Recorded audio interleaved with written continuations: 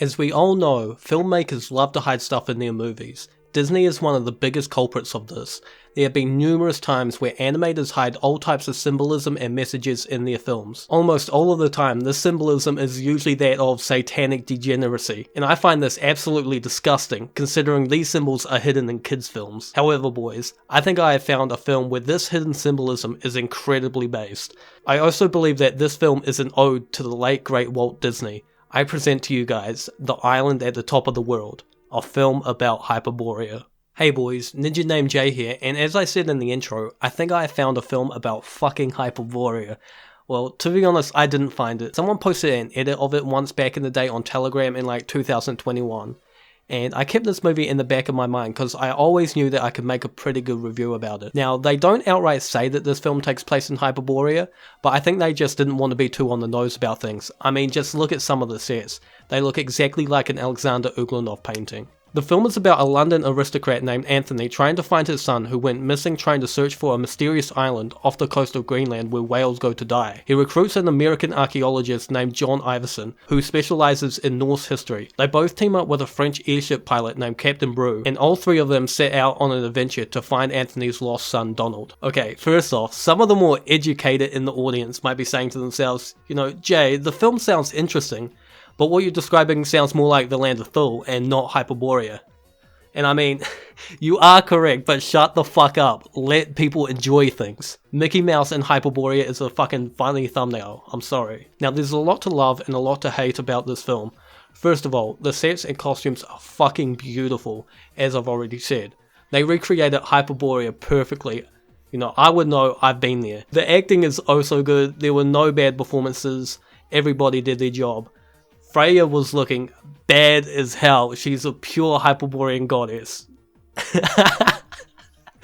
Mako is also in this film. He's a pretty funny, charming little fellow. Okay, maybe there isn't too much great about this film other than the non-existent political references. I counted 3 chroma key errors. Also, sometimes the green screen effects were pretty laughable. The script also wasn't too great. There's a couple of cringy lines, but I just chalked that up to bad 70s writing. The pacing at the start was also pretty bad. They kinda just rush into things straight away. I would have liked at least a scene here and there where the characters form some sort of chemistry. There was also a couple scenes where there was no background music and the scenes just felt pretty empty when this happened. Okay, I think it's about time we go over the plot. So I'll go over what happened in this film and I'll put in my reactions where I see fit. I'll start from the beginning. The film starts off with Iverson pulling up to meet Anthony, and Anthony explains the situation to him. He feels like he pushed his son Donald too hard, and Donald dropped everything to become a seaman, and now he's gone missing somewhere off Ellesby Island in Canada. Iverson wants to abandon the mission, however Anthony shows him an Eskimo artifact, which Iverson uses to estimate where the mysterious island might be. This intrigues Iverson enough to reconfirm his allegiance to the mission, and they set off for France, where they meet Captain Brew, who has built an airship named the Hyperion. And what does that sound like, boys? Hyperborea, Hyperion, I'm just saying. However, Captain Brew is apprehensive on taking this airship to the Arctic, but Anthony manipulates the captain into agreeing to the trip on the basis of making history. They then start making their way to the Arctic. Now, as I said earlier, the pacing during the start is a bit quick. I would have liked a scene between these 3 characters just chatting, just fooling around maybe, to build some chemistry before they leave on their journey. It would add some emotional attachment to the characters for the audience. But anyway, Anthony discovers that there's this dog on the ship, and not to sound like a faggot, but this is a pretty cute dog. Anthony wants the dog off the ship, but they would lose time turning back, so they convince Anthony to keep the dog as the ship's mascot. Later on, Anthony becomes upset about how slow the trip is at the moment, and demands for the ship to go full speed. This causes one of the propellers to break, which they then have to change mid-air as to not lose any time. And during this scene, for some fucking reason, the dog climbs the ladder. I don't know why they did this, but it was fucking hilarious. He fucking falls and dies. What the fuck? Skinwalker. But anyway, Captain Brew falls but is saved by some rope and he manages to recover and fix the propeller. When he was initially changing the propeller, there was no music or anything, and this was kind of distracting and ruined the immersion of the film.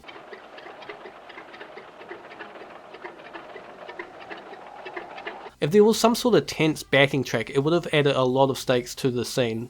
But anyway, after this, we continue on our journey and we get a pretty kino scene of them flying over Greenland. And there's all types of animals and we have this lovely orchestral piece playing. It was just pure beauty. And and we also have them hinting to an ice wall, which was nice to see.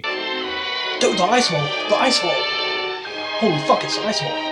Captain Brew proceeds to show off his piloting skills by going through some thin ice passages. It kind of reminds me of Han Solo's piloting from the first film. I just wish some sort of fucking ice giant or some shit came out and attacked them. That would have been fucking hilarious. But yeah, they then make their way to an Inuk village where Donald was last seen. They meet Umiak, who went to the mysterious island with Donald. Umiak is played by Mako, by the way. And I would probably say Umiak is my favourite character. He's the comic relief of the film, and he just makes the funniest fucking faces. Hello? This is the father of Donald Ross. Umiak says that when they went to the island, they were attacked by evil spirits and eventually got separated. The group trick Umiak into going onto the airship and they start to make their way to the island with Umiak on board, and he is not fucking happy about it, that's for sure. Iverson notices a bunch of whales, some of which aren't supposed to be in the Arctic. They start to follow these whales and eventually come upon Hyperborea. However, they start to fly into some clouds and everyone except from the dog and the captain fall out of the ship. They used models for this scene, and even though it didn't look the greatest, I will always appreciate the craftsmanship of these type of scenes. Also, when Anthony falls out of the ship, there's like this strange outline around him. Initially I thought it was, you know, a blue screen / green screen error, but upon second viewing, I just think it was kind of some bad studio lighting or something. What do you guys think? Leave a comment down below. They leave the crash site and Umiak feels a presence watching the group, and they decide to go in that direction where that presence was coming from. They then finally lay their eyes upon Hyperborea, and the paintings for this scene were fucking beautiful. I should also mention that there's this like active volcano that heats up the ground, which makes the land livable.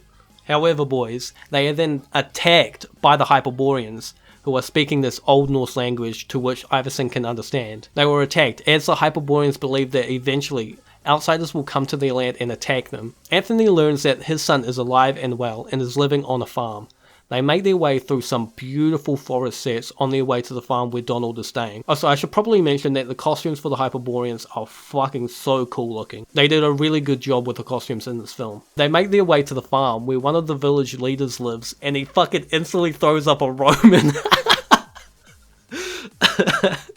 Dude, he's with an Aryan goddess. Dude, he's Sea Kylie! He's Sea Kylie! Oh, he's with his daughter, who's a pure Aryan goddess. She is bad as fuck. But you know, we'll see more of her later. I should also say, as they were arriving to the farm, there was like this random hole in the blue screen where the background was showing. I don't know how this made it through production, but whatever. The two groups start speaking to one another, and we find out that the daughter's name is Freya. Donald taught her how to speak English, which basically means that he's been dicking her down. Donald taught me. He lives with us since he came to our land.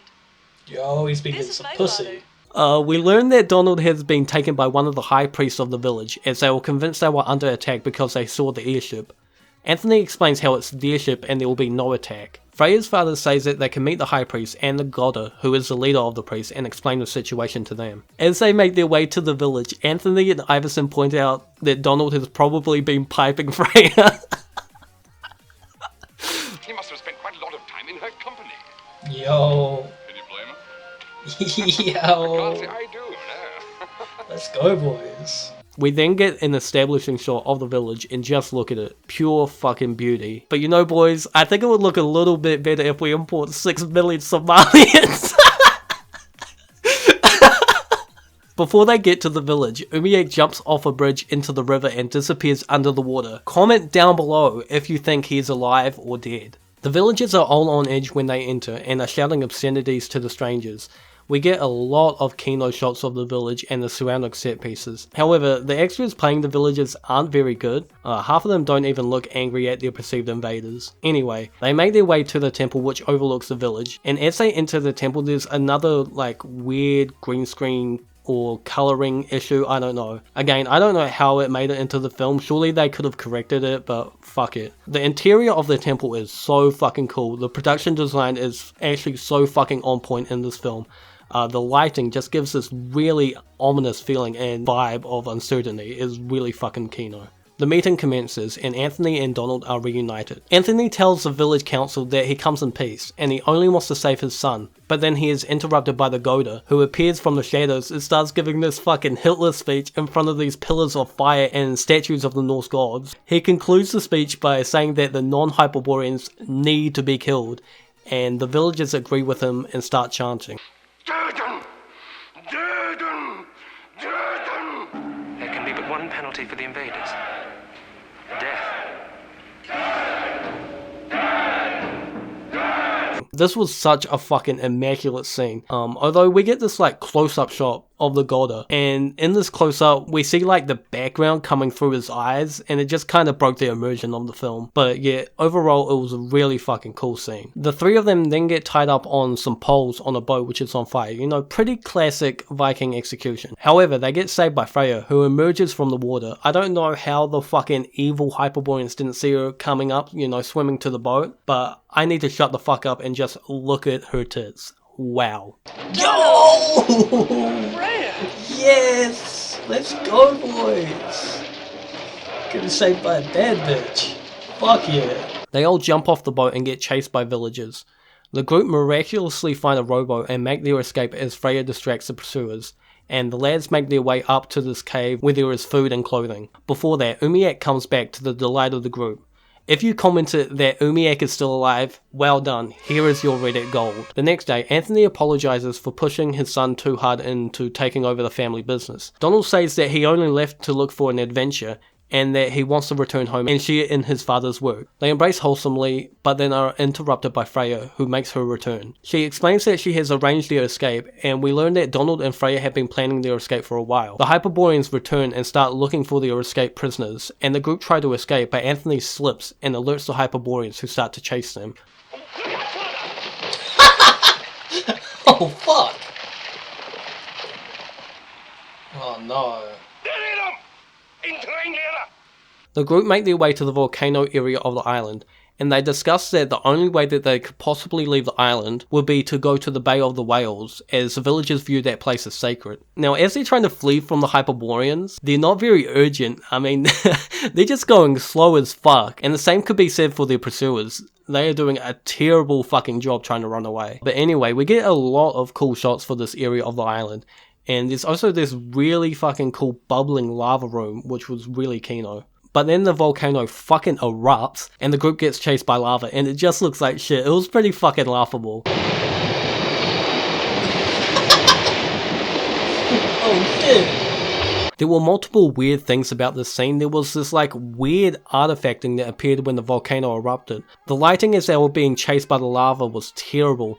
And also there was this weird glowing effect when Anthony was saved from the lava that was just kinda jarring. But anyway, they journey away from the volcano area to the Bay of Whales, and then they fucking find Agatha. Oh shit, they're going into Agatha there, holy fuck! What the fuck? They start to climb down from the entrance, and they're glowing green. I don't think this is any type of chroma key era. I just think that Disney might be trying to tell us that once we enter Agatha, our Aryan will powers will awaken and shit. But anyway, the Hyperboreans push a giant rock into Agatha, which causes the group to be caved in. But there's another exit, so it didn't even fucking matter. The group start to distance themselves from the island on a block of ice. But then they are attacked by fucking killer whales, and they get saved by Captain Brew, who fucking shoots them. And it just looks like complete shit. The whales were like these balloons or something. It was ridiculous. Oh fuck.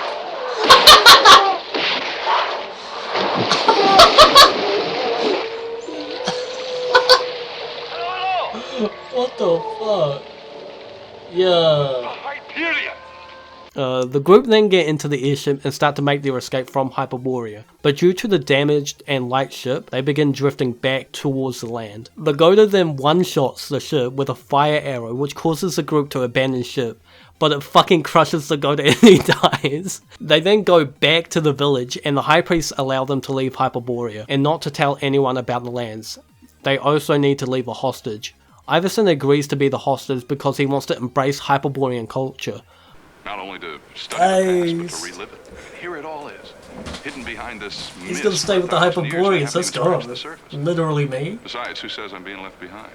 Also, Freya joins Donald and the rest of them and they fucking leave Hyperborea and the movie ends. Wow, such a great fucking film, am I right boys? I kinda have mixed emotions about this film. On one hand, I thought the cinematography was actually incredibly good the whole duration of the film. The production design was also really good as there were multiple well-designed set pieces that were visually pleasing. The costumes were also well crafted and there were some beautiful tracks that played as well, especially in the first half of the film. Most of the performances were alright, Mako was cool, Anthony was a decent main character although he wasn't too compelling, Brew and Iverson were average, but at the end of the day, they all pale in comparison to Freya. Oh my god.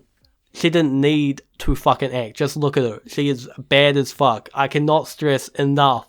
She is a pure Aryan goddess. She is a pure Aryan goddess, Sarah. She is a pure Aryan goddess, Sarah. I can't even fucking say it. But there were a lot of problems with this film. The plot wasn't too compelling. It was actually pretty fucking basic. I pointed out the numerous technical errors.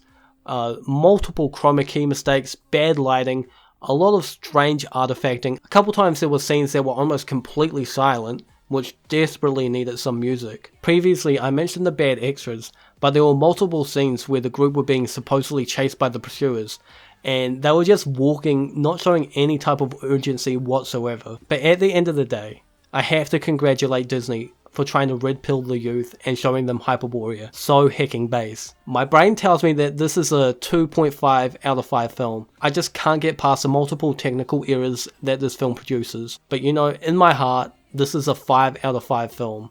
And to my knowledge, it is the only depiction of Hyperborea in the history of cinema. Yeah, you know boys, that's it. That's the video. Hope you guys enjoyed it. You know, follow me on Zitter. Follow me on Letterboxd. I hope you guys had a good New Year's, good Christmas, good holidays, you know, good Hanukkah. I hope you guys celebrated and had a happy Hanukkah. Lots of Kino videos are on the way, don't you worry. But yeah, bye. Love y'all. Not to mention I have an army of Hyperborean drill wizards and also newly acquired coterie of Nubian psychic queens